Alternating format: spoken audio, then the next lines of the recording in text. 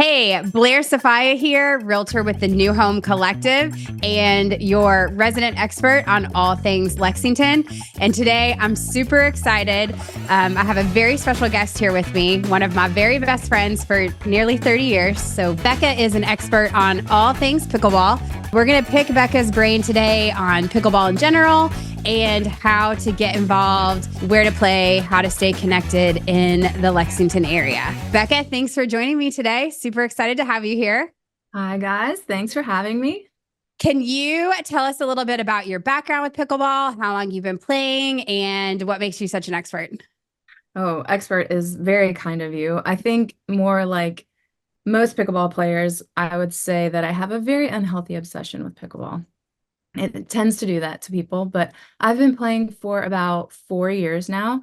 I started learning how to play during COVID, which I think a lot of people probably did that. It was one of those things that you could do safely outdoors without a mask. But my dad taught me to play, and like lots of people, I went out to the park and got my butt whooped by a bunch of 80-year-olds, and that sparked the obsession. I thought, you know what, I got to get a little bit better at this. And so, yeah, been playing ever since. That's awesome. So in your 4 years of play, I know because I keep up with your play. I love watching your social media and your videos. You go live in a lot of your tournaments and post a lot. So you've won numerous golden tickets to compete at nationals. Yes. Lots of gold medals in 5.0 play. Can you tell me more what that means?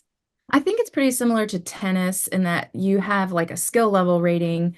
So as you come in and as you get stronger, so that way when you go to tournaments or even if you're looking for pickup, you kind of have an idea of players that have a similar skill level to you so that you would Okay. make, a good game. So I guess it would probably start at 2-5 if you're a beginner, 3-0, 3-5, 4-0, 4-5, and then 5-0. After that, you're Okay. kind of doing the pro thing. Okay. Awesome. Awesome. Well, so you've started to get involved in some coaching and training too. What inspired you to go that route? Well, I thought life is short, so you might as well do something that brings you joy. And pickleball makes me happy. So yeah, so I get to be at a facility, an indoor facility with 12 courts every day, work with people wanting to learn, people that want to get better, and just helping people meet other people that want to play, which is a huge part of the pickleball sport. That's awesome. That's awesome. So, if somebody's watching this video and they've never played pickleball before, how would you advise for them to get started? Like, what equipment do they need? Where would be the best place for them to start? Well, you really just need a paddle. You could go to any sporting goods store and get one. You could get one online. You probably know someone that has an extra one, so you could probably just borrow one. And that's the beauty of the social aspect of pickleball. There are a few places that you could go and play in Lexington right now. Probably the most popular would be Kirk Levington Park. They've Okay. got 12 courts out there. It's completely free. They just added some lights last summer, which was really cool. So I think they stay on until maybe 10 or 11 at night. Okay. And it is a little bit of a free for all. So if you're not super friendly, if you're a little bit shy, it may be a little bit tough to find, um, a group to play with. But I've found that most people up there are pretty friendly. I have heard that it is getting very busy. And so if you go during peak hours, like after work and that sort of thing, there might not be a lot of courts available. But there are some tennis facilities that are starting to put in some pickleball courts. So I know Bluegrass Racket Club, I think Top Seed has a few courts, and then the Lexington Tennis Center. Okay, awesome. We'll drop a link in the comments below too with some facilities that are available in Lexington where you can play at. So you're saying if you want to get involved, go find some people playing, say hi, see if you can pick up and get in a game. Pretty much. And then after Love that, it. if you're too shy, there are some instructors there, some excellent instructors in Lexington. So you could always call them up and get a little lesson, build your confidence, and then you could go out to one of the parks. And then I know in the next few months we've got a really cool facility that's currently under construction. It's called the Paddock, the Pickleball Paddock. And that's going to be opening up and it looks amazing. Like it's really well done. It's 9 courts indoor, air conditioned. It's going to be beautiful. And there will be instructors there as well. So that will be a great resource when that is open. Um, Awesome. Awesome. So, what are some of the fundamental skills that beginners should focus on when they're first getting started? Oh gosh. Okay. So I'm going to say, first of all, stick with it when you're trying to learn the rules because it seems like on the first day that there are a ton of rules and that they don't make any sense. But you kind of have to stick with that and then learn how to keep score. But other than that, I would say you should initially start working on your soft game. So that means dinking, um, and then working on placement of the ball. It's a wiffle ball, it's plastic, it has holes in it, so everybody can hit it hard. But of course, when you go out there, the first thing you want to do is just hit the ball as hard as you can. But I Right. encourage people to keep in mind that everybody can hit the ball hard, so you have to have something else, up your sleeve in order Got to to learn. work on your finesse. That's right, your finesse. Okay, awesome. Could you demonstrate or explain like a basic serve and some techniques for beginners? Demonstrate. Yeah. How about I explain? So serving the ball in pickleball is different than tennis in that you're not throwing the ball up and you're not hitting it overhead. So the key is that you are holding the ball, you're going to drop it, and then serve the ball underhand. Um, Okay.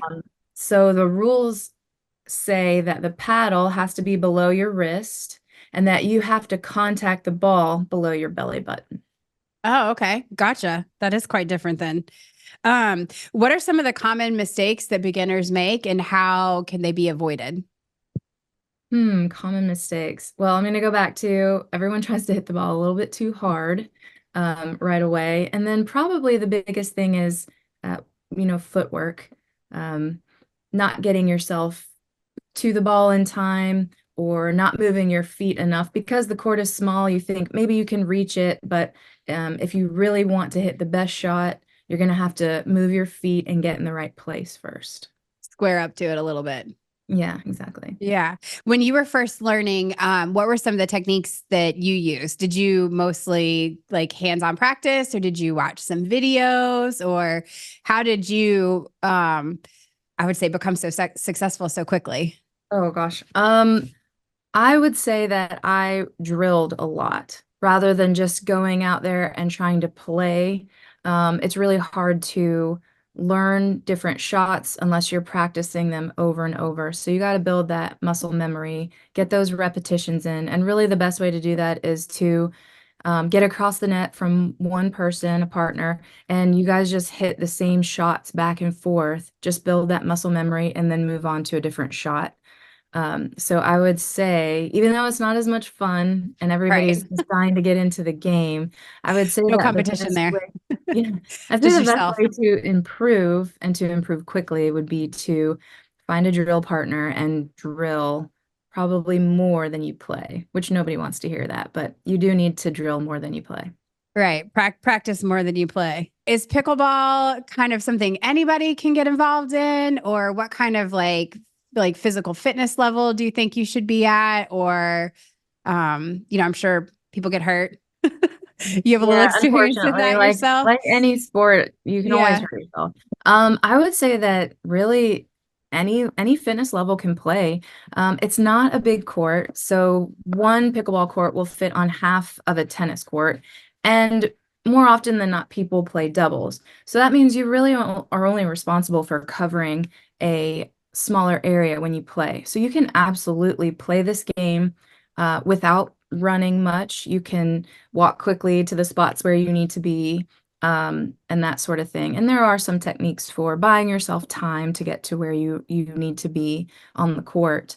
So yeah, when you go out there, you'll see people anywhere from in their 80s to in their teens or even children now playing. It's grown so much, the sport has. And so I guess the level of fitness that you need just really depends on the skill level that you're trying to play.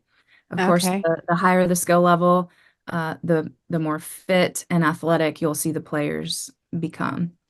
Sure. Well, probably one of the reasons why it's gained so much popularity is almost anybody can, you can kind of start from anywhere and then work your way Absolutely. to where you want to be. Absolutely. Yeah, that's awesome. So you mentioned singles versus doubles. Like, what are the differences in playing like a singles game or a doubles game? Like, where do you think is a good place to start, or explain more about that? I would say a better place to start would probably be doubles. Just because you have a partner there, maybe they're more experienced than you, so that would they could give you some pointers while you're playing and that Mhm. sort of thing.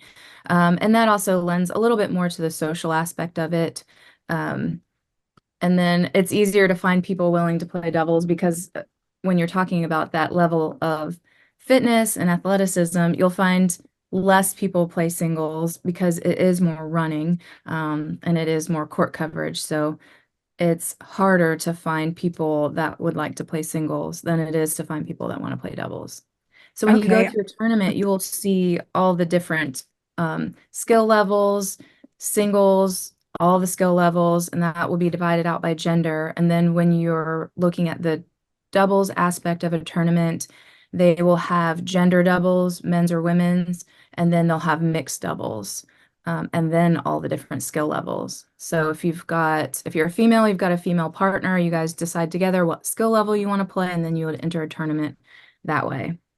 Okay, awesome. So can you talk a little bit specifically about the pickleball community here in Lexington? Um, Yeah, I yeah, mean, just I think you talked a little bit about places to play, but maybe just a little bit about the community itself, other ways to get involved, upcoming tournaments, anything yeah, people here in Central Kentucky need to know. I think that it's a great community. Everybody's really friendly. Um, everybody's really supportive. I know that when myself or other people from Lexington go and play tournaments, say in a different state, you'll still see lots of people getting on and congratulating. There's, the WhatsApp and Team Reach with people chatting and trying to coordinate games and places to play. But yeah, overall, it's a really cheap sport once you get your paddle, um, and it's just a social thing. How much are the average entries into the tournaments? Um, I guess it sort of depends. There are local tournaments that might start anywhere from like 45 to $65 as an entry fee, and then there are a few let's pro level tournaments or there's two different. There's the PPA and the APP, and they kind of go all around the country hosting tournaments, and they have, pro levels there. So people that are hoping to see some of their favorite pros play, they can go there and watch. So, but those tournaments do tend to run a little bit more. So if you're going to play, say, two events, it might be maybe 150, even up to like Okay, $200. still pretty reasonable. Yeah, Do, it's not do terrible. you have any stories or like memorable experiences you can share with us from any of the tournaments you've played in? No. Memorable experiences. I mean, well, I guess anytime you're battling and it's for, say, for something like, say, like a golden ticket, or it's just a hard fought match when you end up getting that gold medal, or really any medal, and you're up there on the medal stand taking your pictures and everything. I think those are always pretty memorable experiences. But I'd say another one of the cool things about, say, being at a tournament is that you can be on the court and they can be your biggest rivals, and you guys are duking it out, going back and forth, and then after the tournament, you guys are friends. You're kind of like instant friends, and you guys may decide that you're going to play in the next tournament together, and maybe you guys go out to dinner afterwards, and it's just such a cool experience. So you found some future partners and former foes, Absolutely. you would say. That's Absolutely. awesome. That's awesome. And I some love friends that. all across the country, people you can call Yeah. if you're going to be in the area and that sort of thing. Yeah, it's a great community. Where can our viewers find more information on how to connect with you? And if they want to seek some more advice from you, how can they find you? Oh gosh, I guess Facebook might be the best way. Pretty active on there, especially trying to like advertise some of the events that we've got running at our facility. So I would say I'm fairly active on Facebook, Instagram. Instagram. We can drop Yep. your links below Okay, in the comments. yep. And I'm now Awesome. in the Indianapolis area, so sorry, Yes. Lexingtonians, if you're looking for some instruction. I'm not there too often, although you guys may be able to talk me into coming down for a weekend so I can see all my friends and family. Uh, Yes, I would love that if everybody would call and schedule some lessons with you in Lexington. there you go. get you back down here a little bit more often.